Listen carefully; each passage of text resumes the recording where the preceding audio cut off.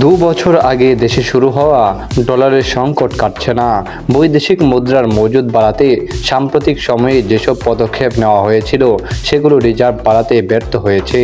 ডলারের সংকট না কাটায় রিজার্ভের পতন ঠেকানো যাচ্ছে না, বরং প্রায় প্রতিনিয়তই কমছে রিজার্ভ। বাংলাদেশ ব্যাংক সূত্রে এ তথ্য পাওয়া গেছে। এশিয়ান ক্লিয়ারিং ইউনিয়নে মার্চ ও এপ্রিল মাসের দায় মেটানোর পর বাংলাদেশ ব্যাংকের হিসাবে মোট রিজার্ভ কমে 23.77 বিলিয়ন বা 2377 কোটি ডলারে নেমে এসেছে। আর আন্তর্জাতিক মুদ্রা তহবিলের হিসাব পদ্ধতি BPM-6 অনুযায়ী রিজার্ভ এখন 18.32 বিলিয়ন বা 1832 কোটি ডলার। তবে প্রকৃত বা দায়হীন রিজার্ভ এখন 13 বিলিয়ন বা 1300 কোটি ডলারের কিছুটা কম বলে জানা গেছে।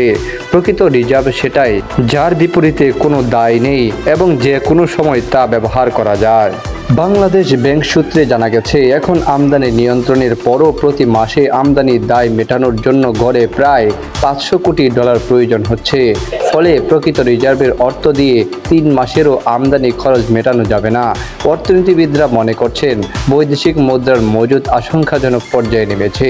বিশ্ব ব্যাংকের বাংলাদেশ কার্যালয়ের সাবেক মুখ্য অর্থনীতিবিদ জাহিদ হোসেন প্রথম আলোকে বলেন, দেশের আর্থিক খাতের অস্থিতিশীলতার জন্য ভালো পরিমাণ রিজার্ভ থাকা জরুরি। এখন রিজার্ভ যে পরিমাণ নেমে এসেছে তা নিয়ে যথেষ্ট শঙ্কার কারণ আছে।